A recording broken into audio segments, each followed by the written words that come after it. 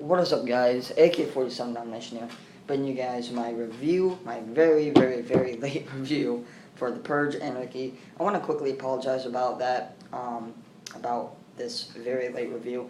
I just haven't gotten to it. There really is no excuse for it. I mean, I saw the Purge Anarchy, I think, opening day, to be honest with you. No, maybe not opening day.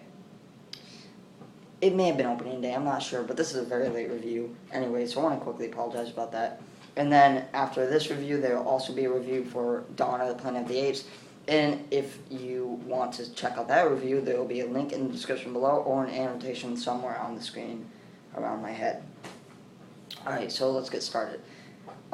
This movie, I just want to quickly just start off by saying that there will not be spoilers for this movie. For this movie in this review until the end, and I will let you know when I'm about to spoil it. So as of now, spoiler free. This movie is so much better than the first movie. In my original review for The Purge, it's way back in my channel, but for my first review, my first viewing of The Purge 1, the first Purge movie, I really liked it. But as time went on, I started to really, really hate it and notice how horrible it really was. Because here's my problem with The Purge 1, as well as a lot of other people's, is that it didn't really focus on the whole Purge thing, you know what I mean? I mean, like, a lot of people, this movie was really, really hyped up because of the awesome idea behind it. It was a very, very, very original idea, and it was just pissed away, and it was horrible. And yeah, so that sucked. But yeah, this movie amps up everything. I mean, every little thing. They amp up the scariness. They amp up the characters, the amount of them. They amp up the acting. Well, actually, no, the acting was probably better than the first one, because of Ethan Hawke and all that. They amp up the action, they amp up the scenery and the environments. There's a lot more different environments rather than just Ethan Hawke's one house. This one, there are a lot of different environments all across the city. It was really, really cool, and I just thought it was really, really cool how it was done. I don't really know how to explain it. Just like, I like how it was started out with these 3 splinter groups, and they all met up together. I haven't seen it in a while now. It's been like 2 weeks or so. But there was, the girlfriend and the boyfriend, their relationship, and they, their car, the wires were cut on it, so it stopped. And the bad guys with the masks eventually caught up to them, and they were creepy. And I'm not gonna lie, as soon as they, okay, never mind. Forget I said anything. It's not the spoiler part yet. But then they have the one guy that's out for revenge, which is the best actor in the movie. And then also, I want to quickly say, and then there's the mother and the daughter.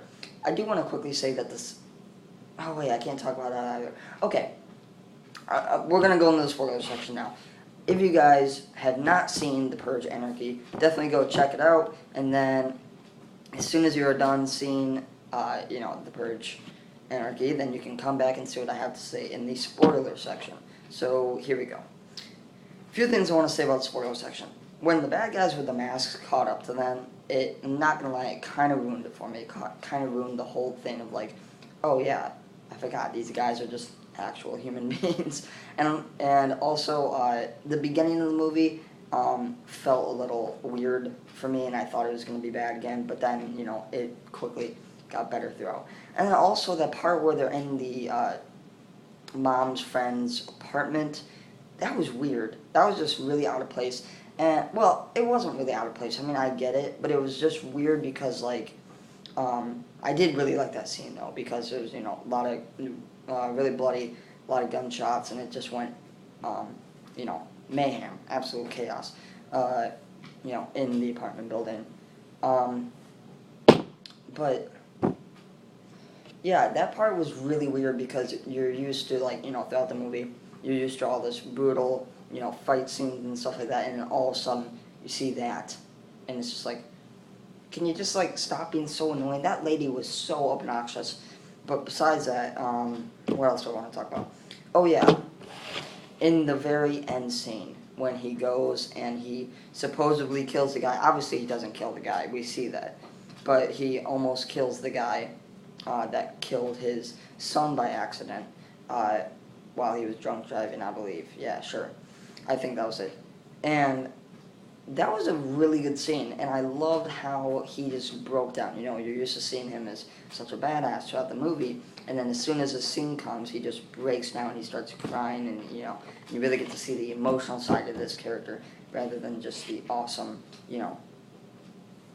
badass side of him.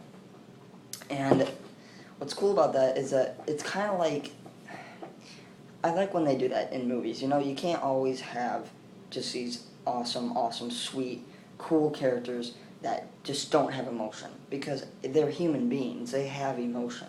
And, for example, like, you know, I'm going to compare this to The Walking Dead because, you know, I'm a Walking Dead addict.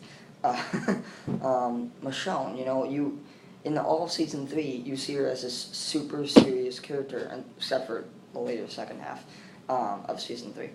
And then, you know, and then season 4, she really gets more human, or humanized, I guess you could say.